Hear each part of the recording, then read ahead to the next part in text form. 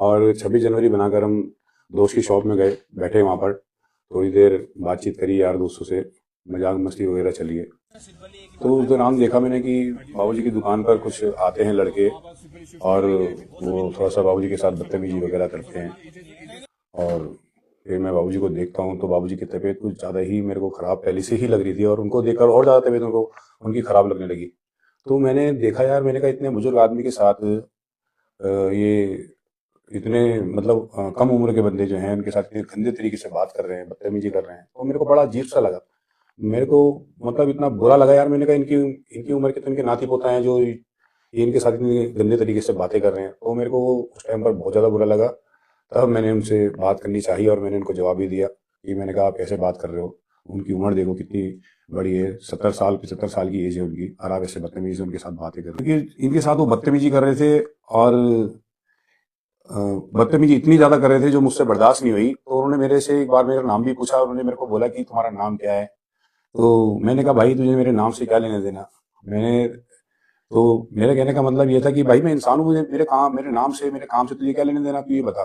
तो उसने मेरे को फिर दोबारा उसने मेरे को बोला कि तुम्हारा नाम है क्या, तुम अपना नाम बताओ।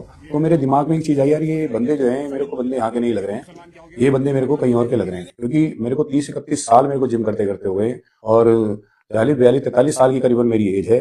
तो मैंने कहा अगर ये बंदे यहाँ के होते तो मेरे को जानते, तो मेरा नाम ही नहीं पूछते। उसके बावजूद भी मैंने उनको अपना नाम बताया। और नाम बताने का मेरा मतलब ये था कि जो मैंने उनको मोहम्मद दीपक बताया तो उसके पीछे का रीजन ये था कि क्योंकि जो हमारे बाबूजी की जो शॉप है वो बाबा जी के नाम से है और बाबूजी जो है हमारे मोमदन है और वो लड़के जो हैं वो हिंदू हैं। तो वो इनको टारगेट कर रहे थे, इनकी कौम को टारगेट कर रहे थे। उस कौम को रखकर मैंने ये सवाल उनको जवाब दिया कि मैं मोहम्मद दीपक हूँ। और मैंने उनको ये जताने की कोशिश करी है कि मैं एक हिंदुस्तानी हूँ, एक हिंदुस्तान हूँ।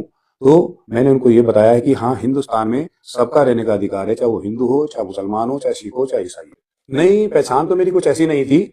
बस बाबूजी बैठे रहते थे शॉप में, हम बगल वाली शॉप में जाते थे। तो मेरा जो मेरे को सिखाया है मेरी माँ ने, मेरे पापा ने, कि सम्मान करना चाहिए, कोई बड़ा दिख जाए तो उसको नमस्कार करने में कोई दिक्कत नहीं है। तो बस ऐसे ऑटोमेटिक हाथ उठ जाते थे, नमस्कार करता था, इज्जत देता था उनको। तो मुझे अच्छा लगता है क्योंकि मैं अगर किसी को अपने बड़े से उसको अगर इज्जत दूं तो मेरे को मेरा अच्छा लगता है मेरे को ये चीजें। तो इनको देख कर थोड़ा सहारा हुआ क्योंकि इतनी भीड़ में कोई बोला नहीं। सिर्फ दीपक भाई जो भी इन्होंने अपने मेरे को चाचा पिता जो भी समझा समान, तो इन्होंने मेरी हेल्प करी और उनसे भिड़े मेरी तरह से। आप 30 सालों से यहाँ पर रह रहे हैं, क्या पहले भी ऐसी घटना? मैं 30 साल से नहीं रह रहा, हम रह रहे, मेरी पैदाइश 66 साल की है, मेरा पैदाइश जन्म यही है, मेरे बड़े भाइयों का जन्म यही है। हमारा रहने का लगभग ये समझ लो 75 साल से हम यहाँ रह रहे हैं।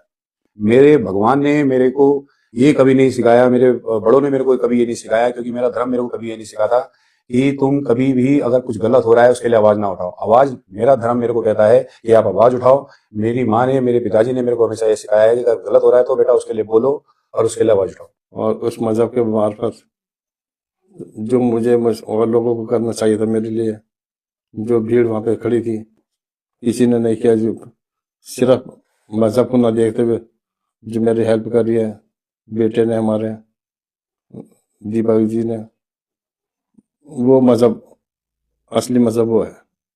उन्होंने ये नहीं देखा कि ये मामला है या कौन कास्ट है कौन जात है, सिर्फ उन्होंने एक इंसानियत देखी और इंसानियत को जिंदा किया। मेरे को तो परेशान ये बात कर रही है कि इंसानियत को कुछ समझा ही नहीं लोगों ने, इंसानियत को कुछ समझना ही नहीं चाह रहे।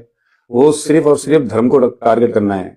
मेरे को ये समझ नहीं आ रहा है कि ऊपर वाले ने इंसान बनाकर भेजा और हम लोगों ने अपना आप धर्म बना लिया। मैंने उसको मुसलमान बना दिया, उसने मुझे हिंदू बना दिया, या मैं हिंदू बन गया वो मुसलमान बन गया, वो सिख बन गया वो ईसाई बन गया।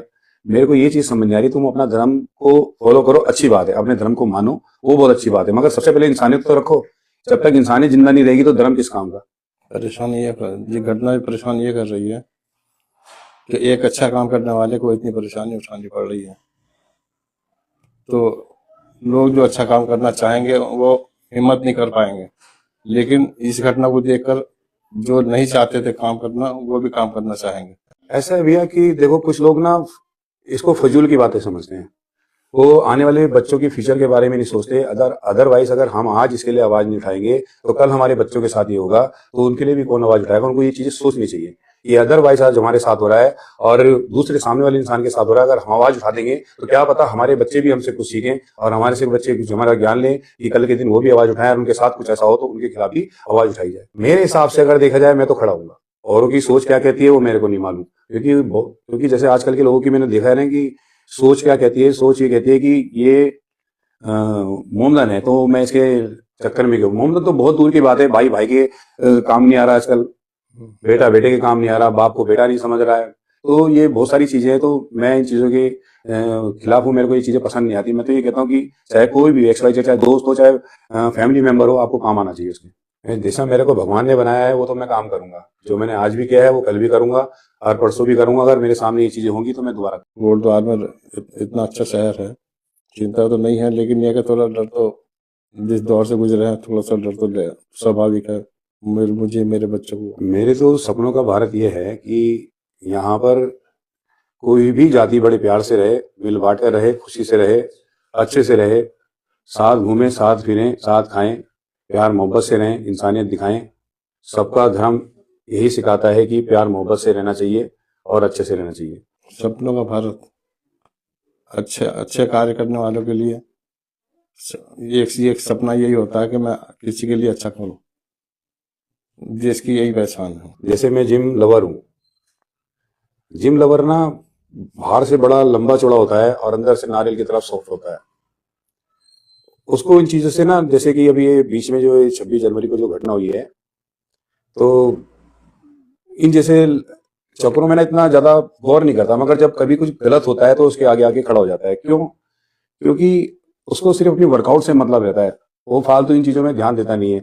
उसको एक चीज करनी है, सिर्फ सुबह उठना है, डाइट लेनी है, जिम जाना है, फिर आके डाइट लेनी है, सोना है, फिर शाम को जिम करना है। उसको सिर्फ यही नहीं है कि लोहा ही उठाना है या जिम ही करना है। जिम लवर का दिल ना बड़ा सॉफ्ट होता है। वो बड़ी प्यार से पिघल जाता है। उससे बड़े प्यार से बात करो, बहुत प्यार से पिघल जाता है। वो अपना दिल भी तुम्हारे सामने निकाल के रख देगा। जिम लवर ऐसे होते हैं।